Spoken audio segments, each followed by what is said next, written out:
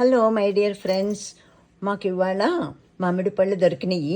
మా అబ్బాయి తీసుకొచ్చాడు ఇప్పుడేను ఇండియన్ స్టోర్స్ నుంచి. ఇవి కేసర్ పళ్ళు. బంగనపల్లి అయితే లేవట.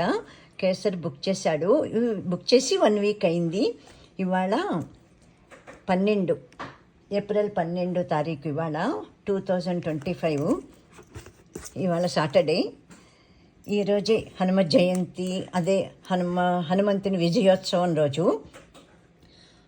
ఆంజనేయ స్వామికి నైవేద్యం పెట్టడానికి నాకు ఇవాళ ఫస్ట్ టైము ఈ సీజన్లోను, ఈ 2025 సీజన్లో ఫస్ట్ టైము మామిడి పళ్ళు దొరికినాయి. చాలా సంతోషంగా ఉంది నాకు.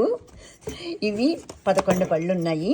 11 పళ్ళు $48 ఆల్మోస్ట్ అన్ని రైప్డ్ ఫ్రూట్సేను. చాలా బాగున్నాయి. మంచి సువాసన కూడా వచ్చేస్తున్నాయి. ఇది ఫుల్ వీడియో నేను నా ఛానల్లో పెట్టాను.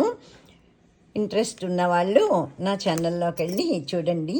నా ఛానల్ పేరు కాంచనమాల కాజా, యూట్యూబ్ ఛానల్ 7813. ఆసక్తి ఉన్నవారు నా ఛానల్లో కూడా చూడండి. ఇవైతే చాలా సంతోషంగా ఉంది నాకు.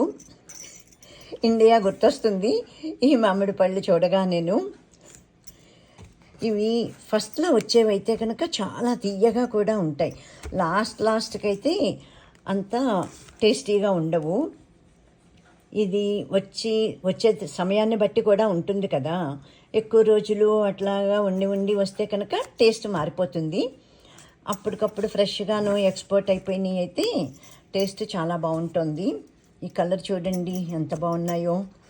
మేమైతే ఈ కలర్ ఉన్నవి సువర్ణ రేఖలు అనేవాళ్ళం మా చిన్నప్పుడు.